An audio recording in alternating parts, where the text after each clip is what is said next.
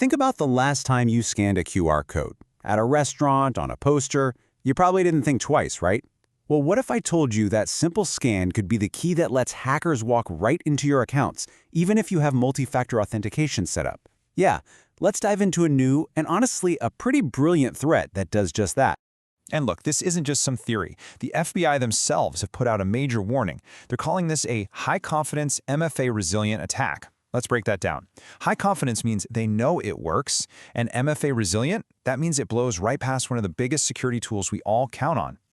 For this entire breakdown, we're going straight to the source material.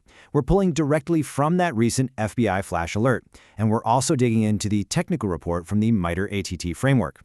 This way, you know you're getting the real, unvarnished details. All right, so who are the masterminds behind this clever new attack? Well, it's time to meet a group that intelligence agencies have been watching for well over a decade now.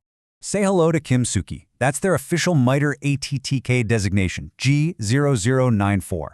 Now, this isn't just some rogue hacking group. They are a state-sponsored cyber espionage team operating out of North Korea, and they've been at this since 2012.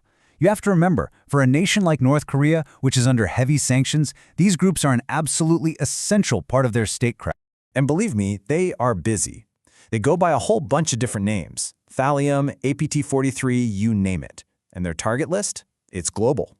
They're laser-focused on gathering intelligence about foreign policy, nuclear programs, and sanctions, hitting major players like South Korea, the US, Japan, and even the United Nations itself. Now, to operate on that level, you need more than just a few clever tricks.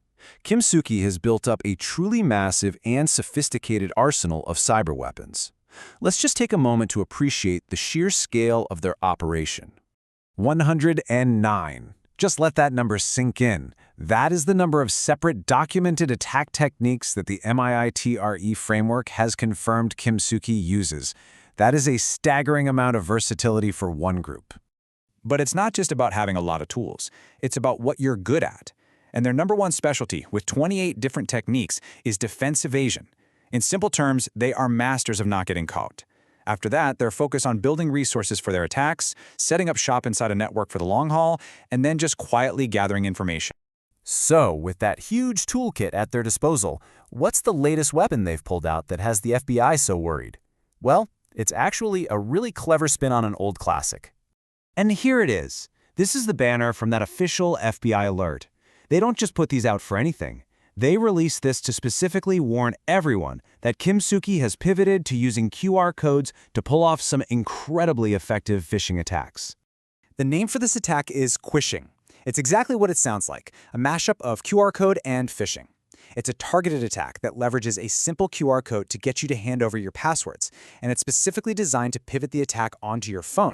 So why is this so much more dangerous? Well, think about traditional phishing. It's a link in an email.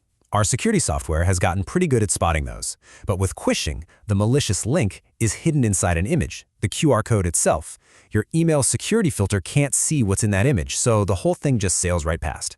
And here's the kicker. It forces you to switch from your lockdown work computer to your personal phone, which is almost always a much softer target. Okay, let's walk through this step by step. I want to show you exactly how this attack plays out, from the second that email hits your inbox to the moment your account is completely taken over. So it starts with a very convincing email. It looks legit, maybe from your IT department. But instead of a link, there's a QR code.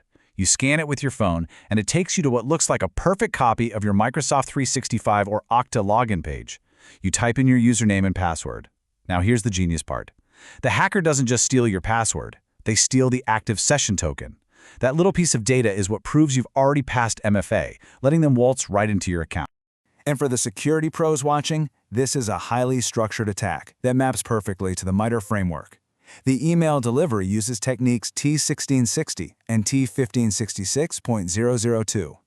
Once you scan, they fingerprint your mobile device using T1598 and T1589. That fake login page, that's a classic credential harvesting technique, T1056.003. The brilliant MFA bypass is done with T1550.004, stealing the session token. And once they're in, they set up persistence using T1098. Okay, so we get it. The threat is real and it's clever. But now for the most important question, What in the world do we do about it? Well, the good news is the FBI report gives us some really clear guidance, both for us as individuals and for our organizations. For you and me, the advice is actually pretty straightforward. Rule number 1, and it's a big one, always verify before you scan. If you get a QR code in an email, even if it looks like it's from a friend, pick up the phone or send them a text to make sure they actually sent it. Always be suspicious of anything that tries to rush you. And of course, report anything weird to IT and keep your devices up to date. For organizations, it's all about building layers of defense. First, education. You have to train your employees to know this threat is out there. On the tech side, tools called Mobile Device Management, or MDM, can help secure the very phones that are being targeted. It's also absolutely critical to monitor your network for weird activity and to enforce the principle of least privilege. That way, even if one account gets hit, the damage is contained. So after all this, after seeing how easily a simple black and white image can sidestep some of our best security, it really leaves us with one big question. QR codes are everywhere, and they're incredibly convenient. But now that you know the risk, the next time you see one, will you think twice before you scan? Hey, if you found this breakdown of the source material helpful, do us a quick favor and hit those like and subscribe buttons. Seriously, your support is what makes it possible for us to keep creating these explainers and keep you informed on these critical threats. Thanks so much for watching.